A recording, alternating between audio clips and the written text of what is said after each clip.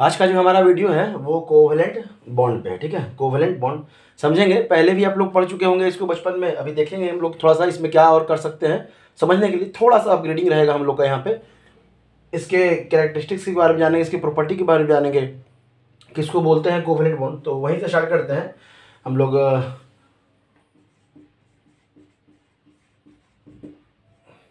A covalent bond is formed by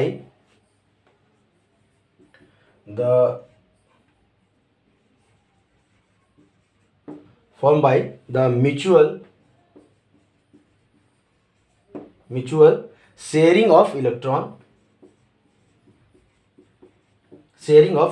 between two atom। ठीक है, sharing of electron between to atom of किस atom के बीच में?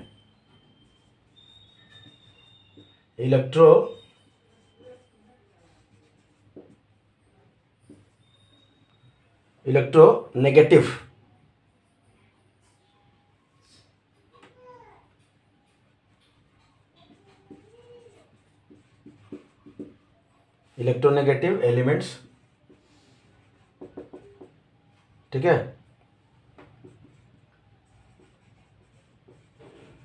To complete their octet. ठीक है, जो ऑक्टेट कंप्लीट करता हो। बस खाली इसमें एक्सेप्शन रहेगा आपका हाइड्रोजन। ठीक है, एक्सेप्शन क्या रहेगा? हाइड्रोजन जो है ना वो आपका कंप्लीट नहीं करता है। ठीक है, जैसे अगर हम लोग बात करते हैं यहाँ पे, अगर ऑक्सीजन का लेते हैं तो ऑक्सीजन का वैलेंस इलेक्ट्रॉन कितना होता है? 6 होता है। तो आप इस तरह से कह सकते हैं। तो अगर O2 का स्ट्रक्चर जो हम लोग देखें तो वो किस तरह से बनता है? एक इलेक्ट्रॉन इसका और एक इलेक्ट्रॉन इसका, एक इलेक्ट्रॉन इसका। तो मतलब जो टोटल जो बॉन्ड बनता है इनके बीच में क्या बनता है? तो मतलब लुईस डॉट स्ट्रक्चर अगर सीख लिए तो आप कोवैलेंट बॉन्ड को समझना मतलब आपको आ जाएगा। ठीक है, जैसे इसको आप क्या करते हैं, ऐसे करते थे और इसको आप ऐसे कर देते हैं। तो वही लिखा हुआ है, mutual sharing of electron between two atoms of electronegative elements to complete their octet. समझ में आया? तभी क्या ऑक्टेट कैसे कंप्लीट हो गया? तो यहाँ पे 4 बॉन्ड इसका और 4 8 हो गया। यहाँ पे भी 4 और 4 8 हो गया। अगर बात करते हैं N2 मॉलिक्यूल की बात करते हैं तो नाइट्रोजन का वैलेंस इलेक्ट्रॉन कितना है? 5 होता है।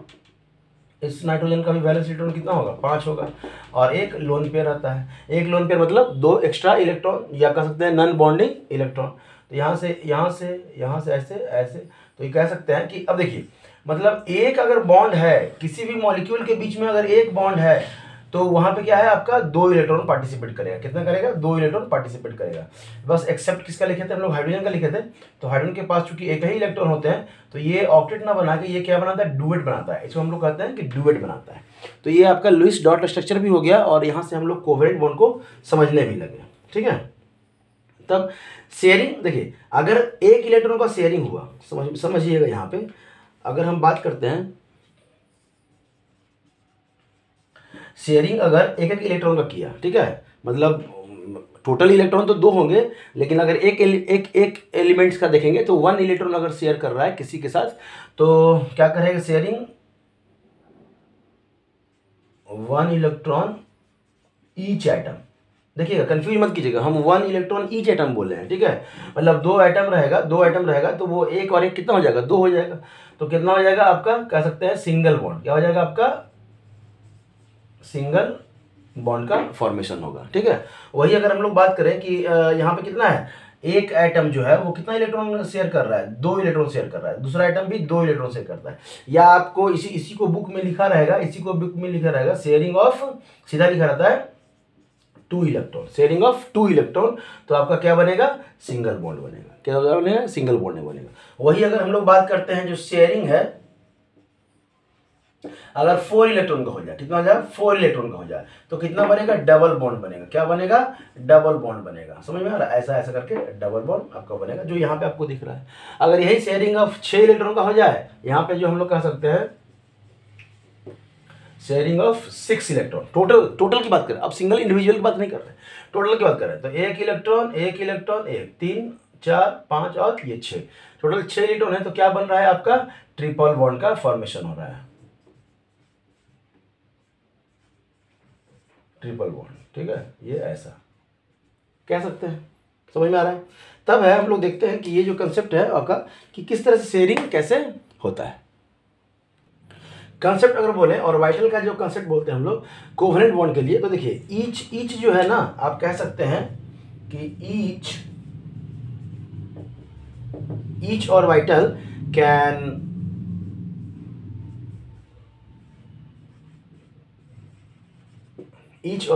Can accommodate maximum 2 electron.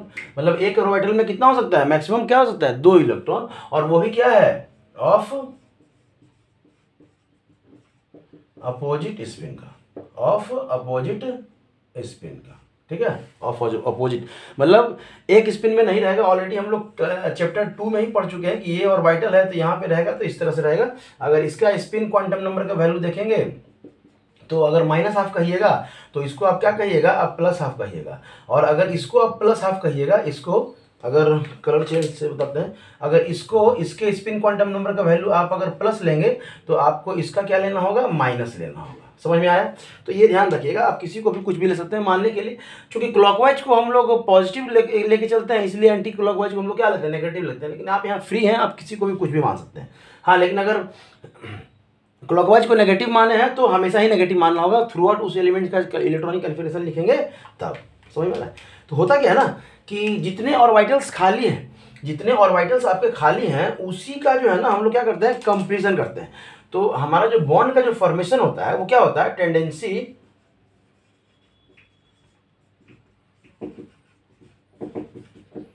Tendency to complete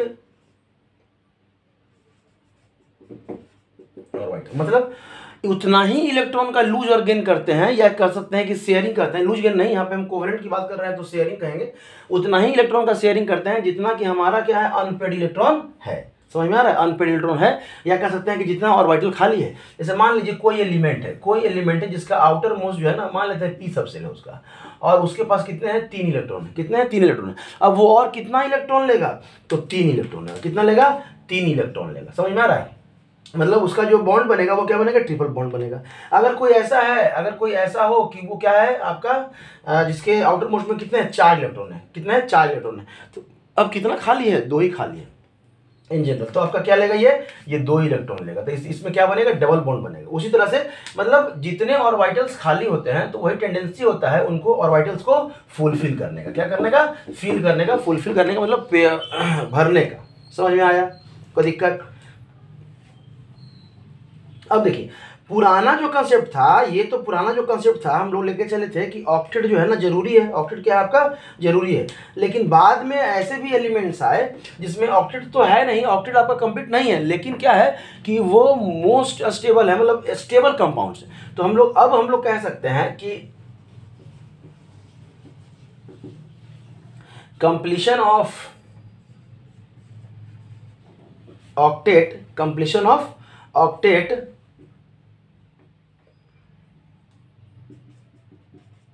is not essential. Completion of octet is not essential condition. समझ में आ रहा है। मतलब आपका एसेंशियल कंडीशन नहीं है ऑक्टेट कंप्लीट करने का। कोई दिक्कत, बोलिए नहीं, ठीक है। चलिए तभी क्या है, एक टर्म आता है बीच में, छोटा सा टर्म है आपका कोवैलेंसी। तो उसको भी हम लोग डिस्कस करते हुए चलते हैं। कोवैलेंसी क्या है, तो ये इट इज द, इसका अगर डेफिनेशन देखें तो it is number of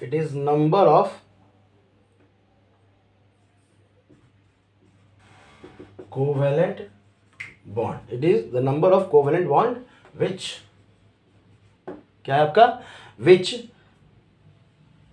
for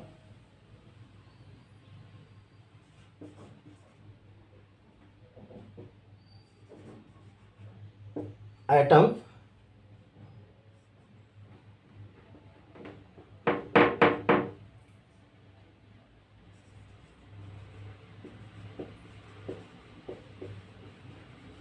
molecules। ठीक है, it is the number the number of covalent bond which of an atom form in molecules. समझ में आ रहा है? मॉलिक्यूल्स के अंदर आइदर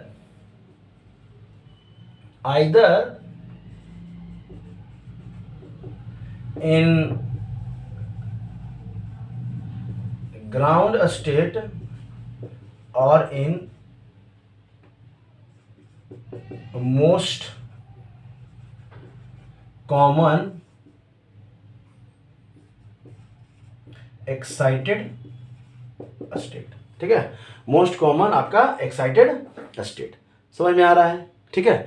अब देखिए इसी के कारण आपका जो है ना जो जितने भी कोवेलेंट्स मॉलिक्यूल हैं, कोवेलेंट्स वाले जितने भी मॉलिक्यूल्स हैं, या कह सकते हैं कि एटम जितने भी कोवेलेंट बॉन्ड बनाते हैं, उनका वैलेंसी क्या होता है? वेरिएबल वैलेंसी होता है। क्या होता है?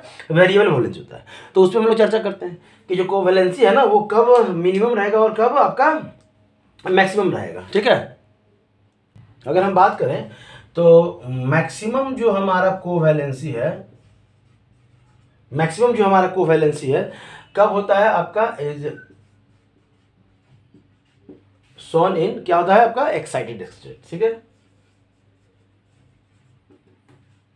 मतलब जब एलिमेंट आपका एक्साइटेड स्टेट में है तो उसका जो है ना वैलेंसी क्या हो रहेगा? ज्यादा शो करेगा। क्या शो करेगा? ज्यादा शो करेगा। ये कैसे शो करता है ज्यादा, वो भी हम लोग देखेंगे। अभी हम लोग देखेंगे, बस थोड़ी एक दो वो आपका थ्योरी है उसको हम लोग लिख लें, उसके बाद हम लोग लिखते रहेंगे। समझ में आ रहा है? तब आपका अगर हम ग्रुप की बात करें 3, 4, 5 और 6 ग्रुप की बात करें, मतलब पीरियड की बात करें, ठीक है, मतलब 3rd, 4, 5 और 6 पीरियड एलिमेंट्स की बात करें, इनके पास क्या होता है? ड्यू टू प्रेजेंस ऑफ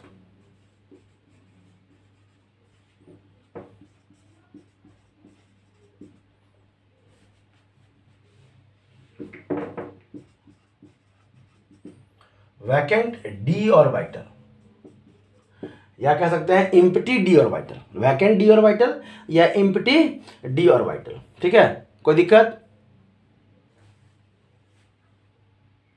और वो भी वैकेंट डी ऑर्बिटल किसका? हाईली इलेक्ट्रोनेगेटिव एलिमेंट का d orbital in the highly electronegative. देखिए नेगेटिव को शॉर्ट में हम लोग इलेक्ट्रोनेगेटिव ऐसे करके लिख सकते हैं, इलेक्ट्रोनेगेटिव एलिमेंट। अब देखिए पीरियोडिक टेबल की बात हो रही है, अगर मोस्ट इलेक्ट्रोनेगेटिव एलिमेंट्स की बात करें तो आपका फ्लोरीन होता है, ऑक्सीजन होता है और नाइट्रोजन होता है। इससे ज़्यादा फिर हम लोग और चर्चा नहीं करते हैं। ठीक है, अब फ्लोरीन के अंदर ही आपका क्या है? आपका क्लोरीन भी है, तो आप क्लोरीन को भी कर सकते हैं। ऑलमोस्ट ये सब ग्रुप वाले जितने भी ये सब पीरियड वाले या ग्रुप वाले जितने भी एलिमेंट्स हैं वो सब क्या करते हैं? वेरिएबल वैलेंसी शो करते हैं, बस पहला एलिमेंट को छोड़ के।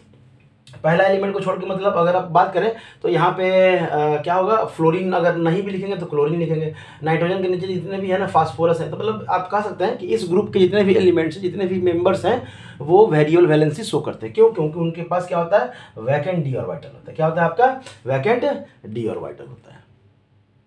तो देखिए एनर्जी एक्साइट करने के लिए the energy required to excite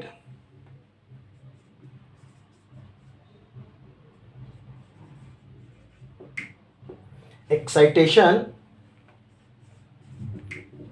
of electron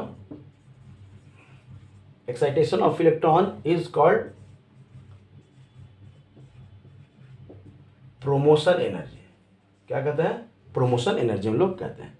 अब समझ लीजिएगा। ठीक है, अब हम लोग यहाँ पे एग्जाम्पल हम लोग चलने वाले हैं।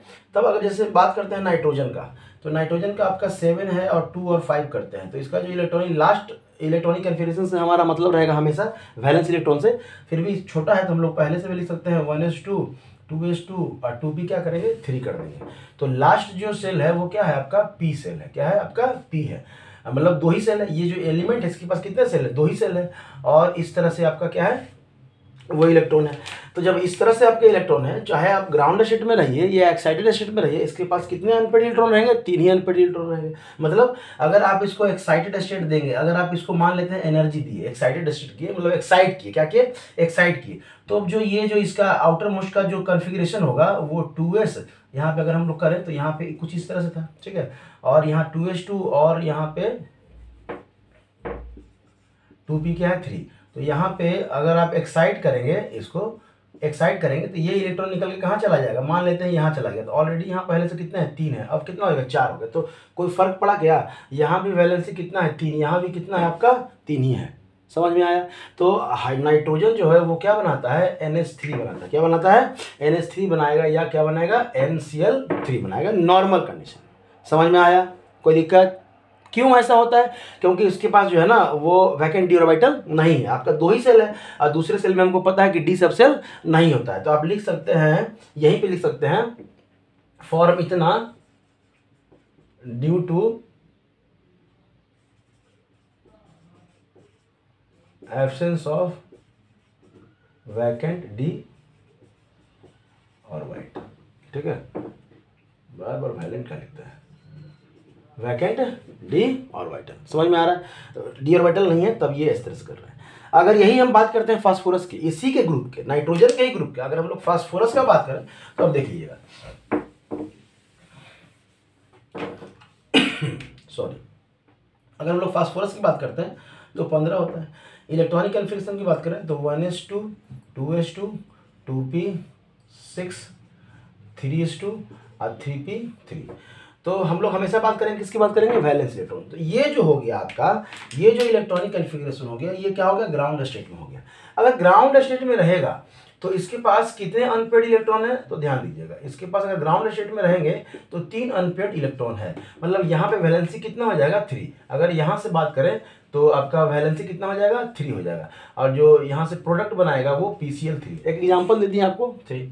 अगर हम बात करें एक्साइटेड स्टेट की, क्या बात करें, एक्साइटेड स्टेट। अब देखिए थर्ड सेल है इसके पास, क्या है, थर्ड सेल है। अब थर्ड सेल है तो यहाँ पे क्या होगा, आपका 3D भी होगा।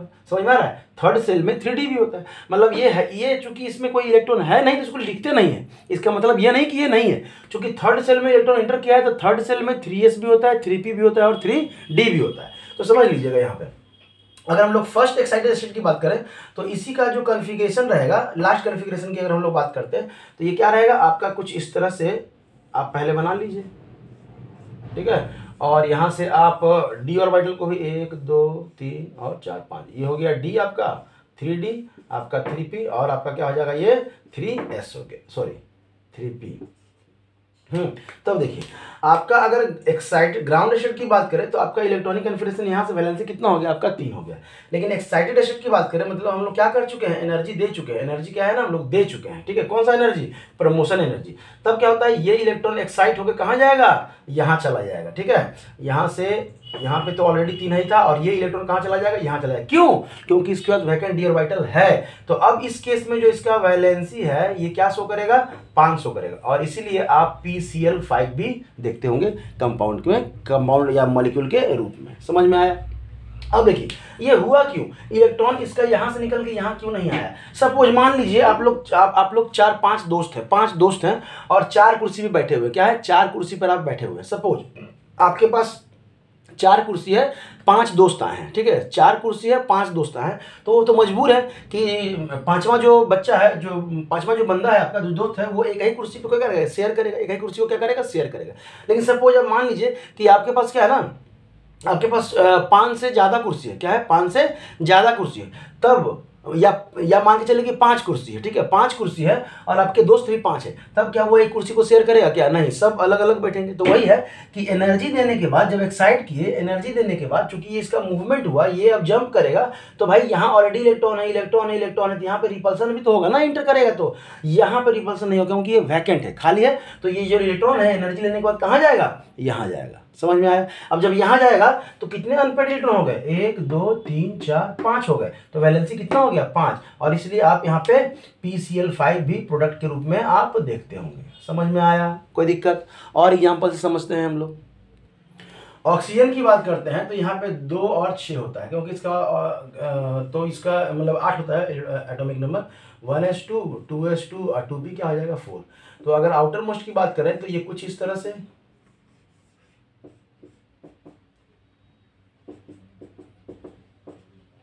ठीक है। तो अब देखिए आउटर मोस्ट में कितने हैं, 4 इलेक्ट्रॉन, कितने अनपेड इलेक्ट्रॉन है, अनपेड इलेक्ट्रॉन कितने हैं, 2 हैं, तो वैलेंसी कितना हो जाएगा वैलेंसी भी कितना हो जाएगा 2, इसलिए ऑक्सीजन जो है ना हमेशा इन जनरल केस में 2 ही वैलेंसी शो करता है। समझ में आया? इसलिए H2O2 बनता है। क्या बनता है? H2O2 ऑक्सीजन के साथ। चलिए, लेकिन इसी ग्रुप का क्या है? सल्फर है। सल्फर का जो है ना 16 होता है। क्या होता है? 16।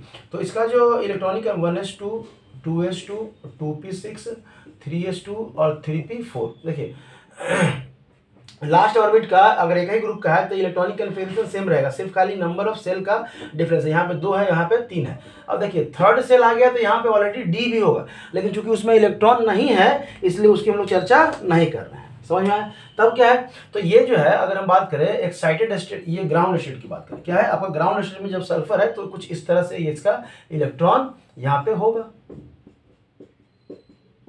ठीक है, इस कंडीशन में कितना है वैलेंसी? 2। इस कंडीशन में वैलेंसी कितना है आपका? 2। समझ में आ रहा है? तो आप देखिए जो कंपाउंड का जो फॉर्मेशन होगा वो SF2 सल्फर का वैलेंसी कितना? 2। अगर हम लोग कहते हैं ग्राउंड स्टेट एक्साइटेड स्टेट, कौन सा एक्साइटेड? पहला एक्साइटेड स्टेट तो सल्फर है। सल्फर हम लोग इसकी बात कर रहे हैं, क्या ये तो ऑलरेडी इतना रहेगा ही रहेगा। इसकी अगर बात करें तो अब देखिए 1 2 3 4 5, ठीक है, ये है आपका 3D, ये है आपका 3P और ये है आपका 3S। अगर हल मतलब थोड़ा सा एनर्जी दिए, कौन सा एनर्जी? प्रमोशन एनर्जी थोड़ा दिए तो आपका क्या होगा? ये इलेक्ट्रॉन उठ के चला जाएगा। ये इलेक्ट्रॉन जब उठ के चला जाएगा तो यहाँ पे ये क्या है? अनपेड रह गया, और यहाँ पे क्या हो गया? ये यहाँ चला आया। अब जब यहाँ चला आया तो अब देखिए कितने अनपेड इलेक्ट्रॉन हो गए? 1 2 3 4। अब 4 हो गया, मतलब आपका वैलेंसी कितना हो जाएगा? 4। अब वैलेंसी 4 हो जाएगा तो आपका यहाँ पे कितना बनेगा? SF4। समझ में आ रहा? और ये कंपाउंड है, ये हम अपने मन से नहीं लिख रहे हैं, ये कंपाउंड है। ठीक है, तब है कि अगर हम लोग सेकंड एक्साइटेड स्टेट की बात करते हैं, सेकंड एक्साइटेड स्टेट की सल्फर की बात करते हैं तो इतना तो सेम रहेगा। यहां से देख लीजिएगा, अब क्या है इसके पास? यहां पे पेयरिंग था 3s के पास,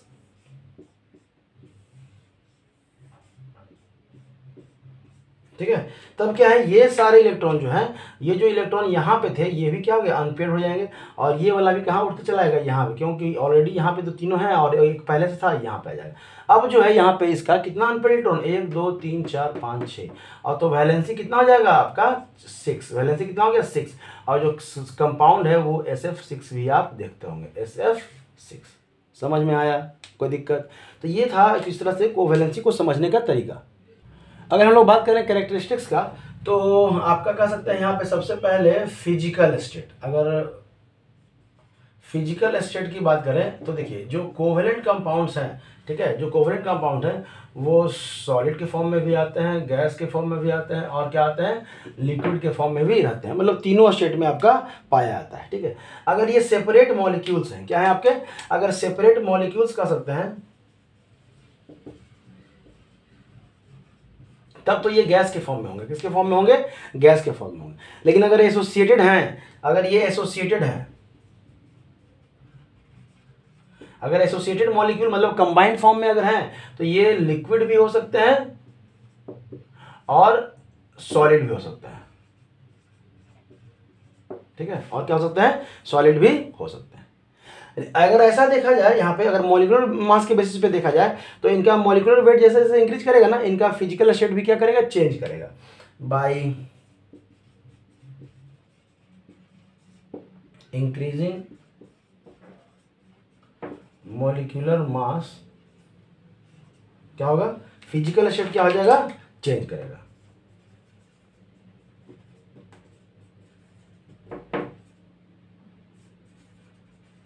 चेंज करेगा। ठीक है, फिजिकल स्टेट आपको क्या करेगा? चेंज करेगा। जैसे एक छोटा सा एग्जांपल ले लेते हैं, यहाँ पे F2 है, आपका Cl2 है, आपका Br2 है, आपका I2 है, मतलब एक ही साथ के ग्रुप में लेंगे ना, एक ही ग्रुप में लेंगे। ठीक है, और आयोडीन के नीचे एस्टेटीन होता है ना सर, AT2 एस्टेटीन। तभी क्या है आपका इन जनरल आप जो देखिएगा ना तो ये क्या है? गैस होते हैं। क्या होते हैं? गैस होते हैं। ये जो दोनों हैं आपका क्या है? गैस के फॉर्म में रहता है। अगर ब्रोमीन की बात करें, सॉरी Br2 की बात करें तो ये किसके फॉर्म में होता है? लिक्विड के फॉर्म में होता है। और आप पीरियोडिक टेबल में जानते हैं कि यही नॉन मेटल है जो किसके फॉर्म में होता है? लिक्विड के फॉर्म में होता है, तो वहाँ से भी जान सकते हैं। और इसके नीचे चले जाएंगे तो ये क्या हो जाएगा? आपका सॉलिड हो जाएगा। तो मतलब डाउन द ग्रुप आप आ रहे हैं तो क्या हो रहा है? आपका मॉलिक्यूलर मास क्या हो रहा है? इंक्रीज कर रहा है। तो मॉलिक्यूलर मास क्या है ना? इंक्रीज करेगा, तो आपका जो फिजिकल स्टेट है ना चेंज कर रहा है, मतलब गैस से लिक्विड और लिक्विड से सॉलिड भी हो सकता है। ठीक है, तब हम लोग बात करते हैं कंडक्टिविटी की। दूसरे नंबर पे हमारा आता है कंडक्टिविटी। अब देखिए कंडक्टिविटी जो है आपका, चूंकि ये कोवेलेंट बॉन्ड है तो आसानी से टूटेगा नहीं, तो ऑलमोस्ट जितने भी होते हैं मोस्टली यहाँ पे कह सकते हैं हम लोग, कह सकते हैं मोस्टली कोवेलेंट मॉलिक्यूल्स कह सकते हैं, कोवेलेंट कंपाउंड क्या, बॉन्ड क्या, covalent molecules are bad conductor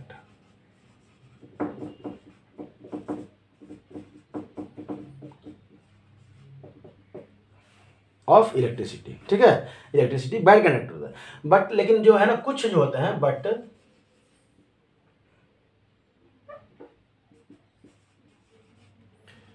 few are क्या होता है, पोलर मॉलिक्यूल्स, कुछ जो है आपके कोवेलेंट्स हैं वो few are polar covalent compound का फॉर्मेशन करते हैं। ठीक है, तो जिसके कारण है ना सेल्फ आयोनाइजेशन होता है। क्या होता है इनका, सेल्फ आयोनाइजेशन होता है, मतलब खुद के अंदर है ना पोलरिटी डेवलप कर जाता है, तो वो क्या कर सकते हैं, कंडक्टिविटी शो करते हैं। ठीक है, तो यहाँ पे कह सकते हैं कि few are polar compound due to self ionisation, क्या होता है, ड्यू टू सेल्फ आयोनाइजेशन, ये क्या करते हैं, कंडक्ट इलेक्ट्रिसिटी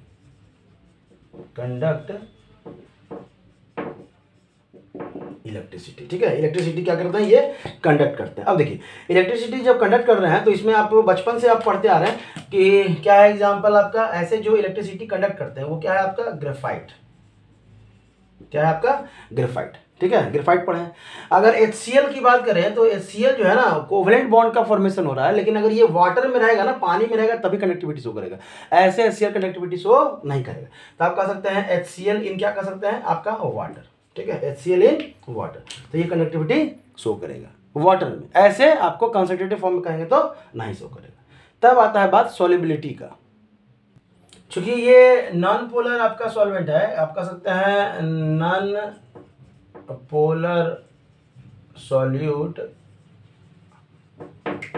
डिसॉल्व इन या soluble in non polar solvent. Non polar आपका क्या है, सॉल्वेंट। समझ में आ रहा है, नॉन पोलर जो कंपाउंड्स है या सॉल्यूट कह सकते हैं, और soluble in non polar solvent, मतलब लाइक्स डिसॉल्व लाइक्स। यहाँ पे एक बात याद रखिएगा, लाइक्स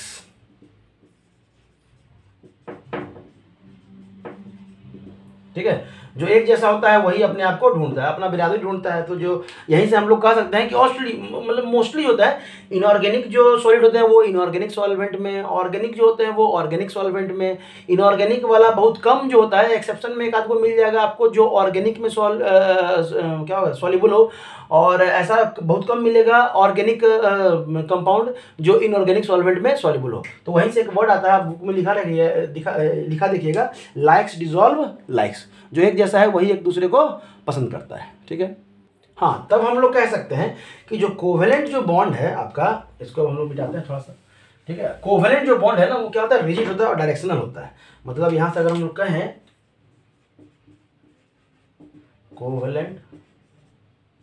कोवेलेंट बॉन्ड जो है वो क्या है, is rigid and directional, rigid है एंड डायरेक्शनल। सो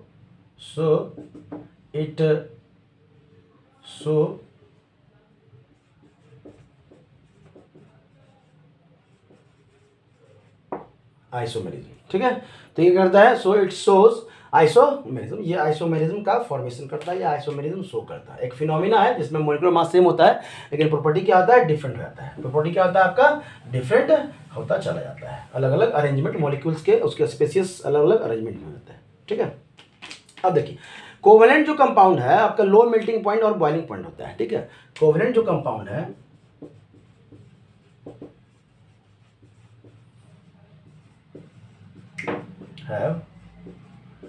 लो आपका मेल्टिंग पॉइंट और कह सकते हैं आपका लो आपका क्या है, boiling point. Melting point boiling point low है, बस एक्सेप्ट कह सकते हैं आप, एक्सेप्ट जो है ना आपका डायमंड हो गया। क्या हो गया आपका? डायमंड। एक्सेप्ट क्या हो गया? डायमंड हो गया। कोरंडम हो गया, मतलब कोरंडम नहीं, कार्बोरंडम, SiC, सिलिकॉन कार्बाइड को हम लोग कहते हैं कार्बोरंडम भी कहते हैं। या सिलिका की बात कर सकते हैं आप लोग, बालू, जिसको हम लोग क्या कहते हैं? बालू, SiO2, ठीक है। सैंड, जिसको सैंड कहते हैं। तो ये जो कुछ कोवेलेंट कंपाउंड्स हैं जिसका कि आपका या मॉलिक्यूल का ये जिसका बॉइलिंग पॉइंट और मेल्टिंग पॉइंट क्या होता है? बहुत हाई होता है, ठीक है, हाई होता है। बाकी इन जनरल जितने भी कोवेलेंट्स हैं उनका क्या होगा? लो होगा। समझ में आ गया? तो यहाँ पे जो कोवेलेंसी जो हम लोग चर्चा कर रहे थे, अगर हम लोग कोवेलेंसी की बात करते हैं यहाँ पे, तो इसको निकालने का एक तरीका है आपका 8 माइनस कोवेलेंसी जो है ना, 8 माइनस नंबर ऑफ, क्या कर दीजिए, नंबर ऑफ, दिखाई दे रहा है ना? हाँ ठीक है, दिखाई दे रहा है। नंबर ऑफ ग्रुप टू विच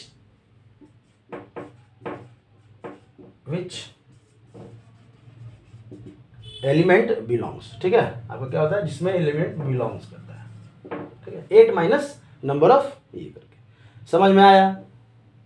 ठीक है। तो इतना था आपका कोवेलेंट बॉन्ड्स के बारे में और उसके आपके प्रॉपर्टी के बारे में। ऑलमोस्ट इतना करने के बाद जब हम लोग आगे बढ़ेंगे किसमें? कोऑर्डिनेट बॉन्ड में। किसमें बढ़ेंगे? कोऑर्डिनेट बॉन्ड में बढ़ेंगे।